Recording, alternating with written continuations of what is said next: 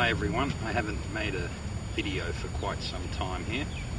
I'm going to touch on what we discussed in some of my previous videos where I talked about the laying down of the shaft.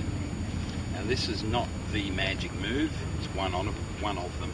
The golf swing is highly complex, there's a lot of things going on that we need to put into sequence. That's why in my drills series that I teach my students online here and in person, this shallowing of the shaft, this would be about the fifth or sixth drill that I would teach someone, because we need to get all the other things in place before we start worrying about that. So as I've talked about, and if we get up to the top here, the shallowing of the shaft is really nothing more than forearm rotation. That's basically it. That would be the top, that would be forearm rotation. You can see how that shaft shallows. Now most people, when they get up to the top of the swing here, they want to swing downward and the shaft will come over the top. Now all that is their forearm is not rotated, it's actually closing. They're coming down with velocity, trying to hit downward on the ball, and obviously that's not what we want. If we come across the ball here, our shoulders are going to get very square to the target line, and because of that our shoulders then have nowhere to go, so they're going to stop and everything becomes a hand and arm motion. So we're really trying to create, store, keep and then utilize the body range of motion that we have available to us in our golf swing. So if we get up to the top here, shallow that shaft down, now you can see how, one, it gets my elbow in, two, my shoulders are closed off. So if my shoulders are closed off and my brain knows I have to hit over this direction, I'm going to turn the club through. It becomes much easier. But we need to know what to do from this position into impact before we can start worrying about that shallowing of the shaft. Now there's been a bit of talk, there's a lot of Hogan stuff on the internet. I don't teach solely Hogan, there's a lot of great ball strikers that have done some great things over time. So yes, he did it, but I'm not just hanging my hat on what he did. Great golfer, great ball striker, then a lot of others also. So if I had, basically the feeling that I want to have is, if I get up to the top here, I want to feel like my forearms are rotating that way, which shallows the shaft, and it gets my elbow in. So I'm in a right palm up position here, and I would be left palm down. Right palm up, left palm down. Club face is nice and open. Now most people fear an open club face, but it's nothing to be feared. If you can do this correctly, we know what to do from this position. So if I was at hip high coming into the ball, you can see how I've created, just by that, instead of this, I've created spine tilt,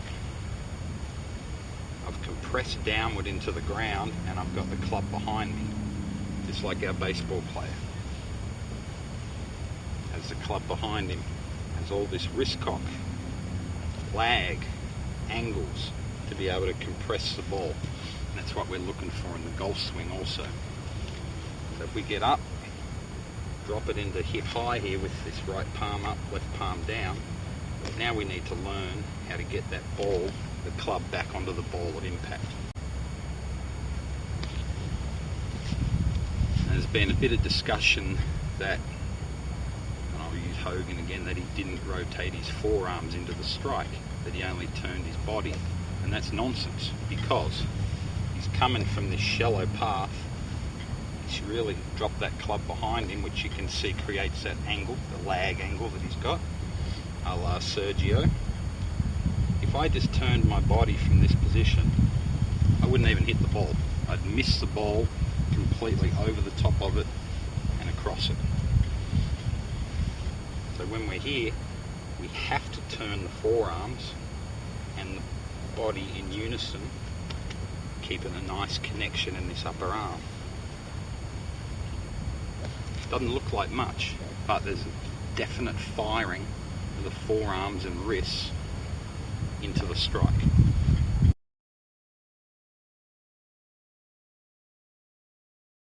It's like we're palm up and we're shutting the door. If I just turned my body, you can see that's not square, that's coming over the top, and my club would miss the ball. So it's a firing of this motion.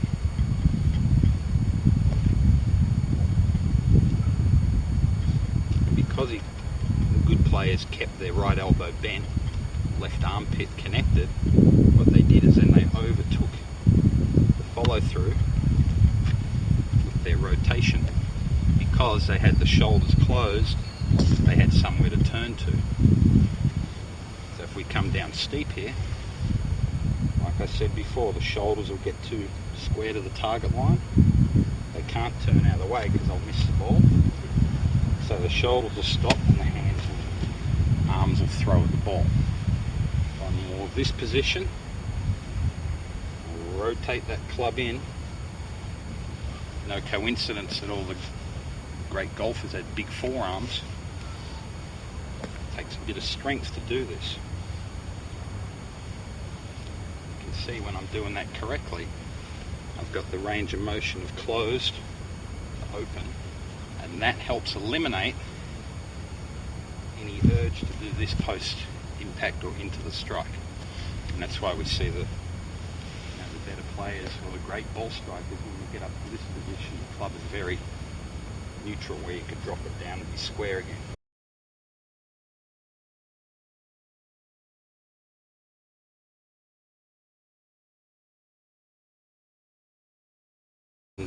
Into the pivot stall where the body stops and the arms take over, see the club's very close.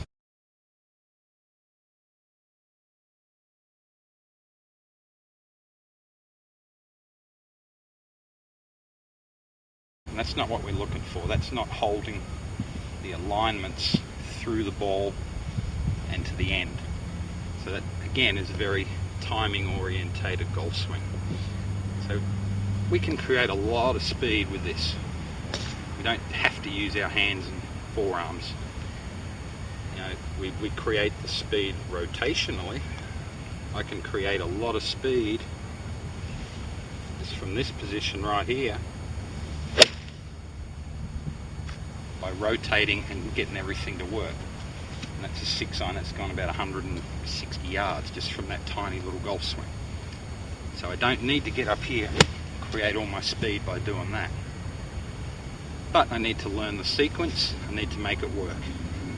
So the forearms certainly rotate from here into the strike, and then the body keeps pulling that club off, basically without uncocking. I'm not trying to uncock our hands and turn this left wrist bent and right wrist flat. I'm trying to hold the wrist cock and the force and the pressures. I've always loved this video of Hogan giving a clinic, showing the crowd in slow motion what he was feeling in his swing. You can see that's all forearm rotation to get the club behind him.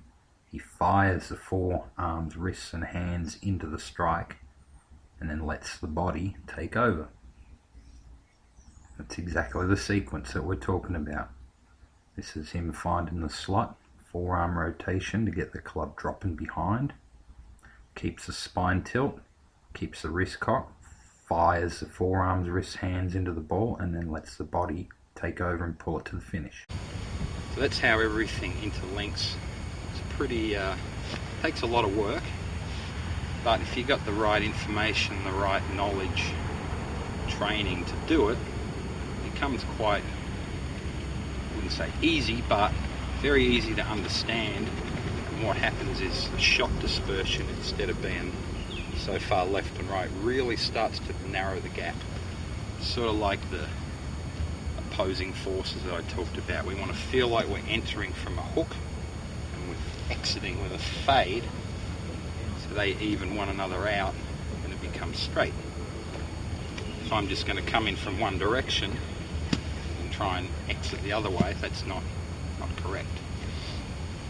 And if I'm too far behind, I just exit that way. There's no opposing force, so I'm either going to hit it straight right, or I'm going to hit the big snap hook off the whirl. So we're really trying to get the range of motion in our body to work from closed to open, pulling the club with us. So there's pulling and pushing going on, pulling down, pushing through, a lot of different opposing forces. We've got to really use our feet to manage the way we can utilize our pivot on the way through. So we're really keeping a tight connection. The tighter we stand, the less club face roll.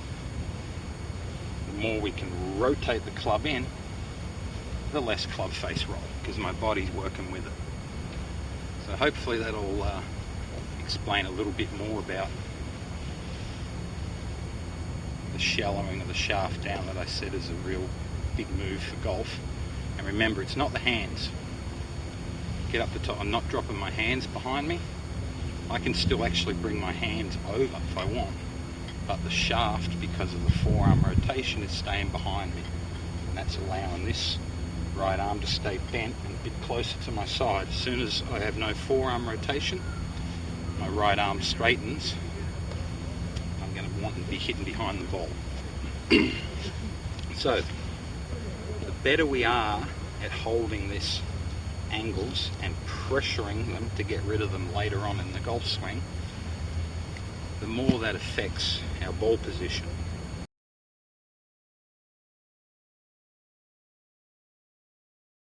Two golf balls here. So obviously the more I can hold my wrist cock, the further forward I can have the ball. Because one, I'm staying behind it. Two, I've created wrist cock. Three, I'm coming from the inside so everything can turn and get the club out to this forward ball position. If I'm coming this way, steep, and I've lost my angle, my body can't turn, I'm going to have to do this, so I'm going to have to play the ball further back. So you need to be very careful. It's not a one ball position fits all. It's really got to do with your swing, what you can do with it, how late you can hold the wrist cock, which is lag, which is rotation, as to where you can play the ball. So I'm sure there's a bunch of people getting into trouble, here, have the ball off your left heel, somewhere near your left heel. But if I don't retain my wrist cock and I pre-release that club, it's going to want to hit way behind, because all this has to stop, and I have to do this at impact. I can hold this wrist cock by having the club behind me and spine tilt, then I can start to turn, and I turn and I cover the ball. My chest covers the ball as I turn, and the pivot overtakes on the way through.